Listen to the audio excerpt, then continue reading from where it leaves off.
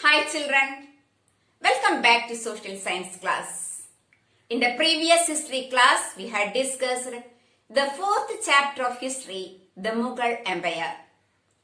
In that class, we had already discussed who was the founder of Mughal Empire. Who was the founder of Mughal Empire? Babur. By the historic Battle of First Panipat, in 1256 AD, Babur defeated the last ruler of Delhi Sultanate, Ibrahim Lodi, and laid the foundation of Mughal Empire. After Babur's death, Humayun became the ruler of Mughal Empire, followed by Akbar. Akbar was very famous in the history of India. That is why he is known as Akbar the Great. But the last years of Akbar's reign was distracted by the rebellion of Prince Selim, the future emperor of Mughal dynasty. Jahangir, from 1605 AD to 1627 AD. During his reign, military campaigns started by Akbar continued. The Shishodaya ruler of Mewar, Amar Singh, accepted Mughal service. Less successful campaigns against the Sikhs, the Ahams, and Ahmadnagar followed. Prince Khurram, the future emperor Shah Jahan, rebelled in the last years of his reign. The efforts of Nur Jahan, Jahangir's wife, to marginalize him were unsuccessful. Shah Jahan, from 1627 to 1658 AD. Mughal campaigns continued in the Deccan under Shah Jahan. The Afghan noble Gan Jahan Lodi rebelled and was defeated. Campaigns were launched against Ahmadnagar. The Bundalas were defeated and Ocha seized. In the northwest, the campaign to seize Balkh from the Uzbeks was unsuccessful and Kandahar was lost to the Safavids. In 1632, Ahmadnagar was finally annexed and Bijapur forces sued for peace. In 1657 to 1658, there was conflict over succession amongst Shah Jahan's sons. Aurangzeb was victorious and his three brothers, including Dara Shukok, were killed. Shah Jahan was imprisoned for the rest of his life in Agra. Next, Aurangzeb, the last powerful ruler of Mughal dynasty. In the northeast, the Ahams were defeated in 1663 but rebelled against in the 1680s. Campaigns in the northwest against the Yusufzai and the Sikhs were temporarily successful. Mughal intervention in the succession and internal politics of Rathore Rajputs of Marwar led to their rebellion. Campaigns against the Maratha chieftain Shivaji were initially successful, but Aurangzeb insulted Shivaji, who escaped from Agra, declared himself an independent king, and resumed his campaigns against the Mughals. Prince Akbar rebelled against Aurangzeb and received support from the Marathas and the Deccan Sultanate. He finally fled to Safavid Iran. After Akbar's rebellion, Aurangzeb sent armies against the Deccan Sultanates. Bijapur was annexed in 1685 and Golconda in 1687. From 1698, Aurangzeb personally managed two campaigns in the Deccan against the Marathas, who started guerrilla warfare. Aurangzeb also had to face the rebellion in North India of the Sikhs, Jats and Satnamis, in the northeast of the Ahams and the Deccans of the Marathas.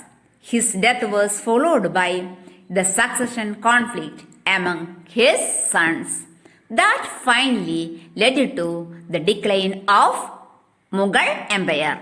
Next, Mansabdars and Jagirs. As the empire expanded to encompass different regions, the Mughals recruited diverse bodies of people.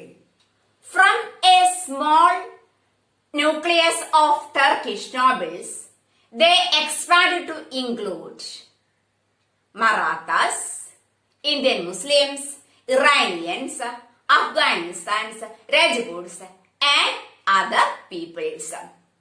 Those who joined Mughal services are enrolled as Mansabdars. So what do you mean by the term Mansabdars? Those who joined Mughal services are enrolled as Mansabdars.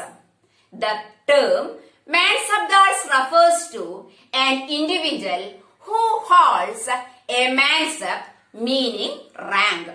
What is the meaning of mansab? It means rank. It was a grading system followed by the Mughals to fix their salary, rank and their military responsibilities. It was a system followed by the Mughals to fix rank, salary and their military responsibilities. During the Mughal period, rank and salary were determined by a numerical value called Zat. During Mughal period, rank and salary were determined by a numerical value called Zat. The higher the Zat, the more prestigious was the noble's position in court and the larger his salary. The Mansabdars received their salaries as revenue assignments called Jagirs. Next, the terms Zapt and Zamindars. Akbar's revenue minister was Todarmal. He introduced a new revenue system known as Zapt. Akbar's revenue minister was Todarmal. He introduced a new revenue system known as Zapt. Next, the term Zamindars. During the Mughal period, they used the term Zamindars to describe the intermediaries, whether they were local headmen, villagers or powerful chieftains. During Mughal period, they used the term Zamindars to describe whether the local headmen, villagers or powerful chieftains. The most important duty of the Zamindars was to collect taxes. The most important duty of the Zamindars was to collect taxes. Next, Akbarnama and Aini Akbari. Akbar ordered one of his close friends and courtiers, Abul Fazl, to write a history of his reign. Abul Fazl wrote a 3 volumes history of Akbar's reign titled Akbarnama. The first volume dealt with Akbar's ancestors and the second volume recorded the events of Akbar's reign. The third volume is Aini Akbari. It deals with Akbar's administration, household, army, the revenues and geography of his empire. It also provides rich details about the tradition and culture of the people living in India. Next, Akbar's administrative policies. For administrative purposes, Akbar divided the empire into provinces called Subas, governed by a Subedar, who carried out both political and military functions. Each province also had a financial officer or divan for the maintenance of peace and order in his province. The Subedar was supported by other officers such as the military paymaster, the minister in charge of religious and charitable patronage, military commanders, and the town police commander. Akbar tolerated all the religions that eventually led him to follow the idea of Sulhikul, that means universal peace.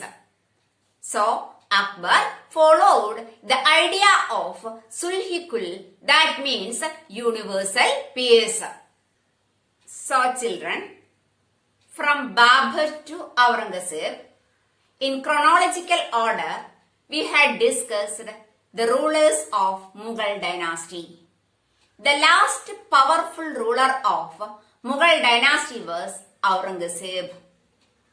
The last powerful ruler of Mughal dynasty was Aurangzeb, but after his death, the Mughal dynasty began to decline because all the rulers were inefficient. So after Aurangzeb's death, the Mughal dynasty began to decline. Then came another power, British, to rule the country. That all things we can discuss later. Children, thank you.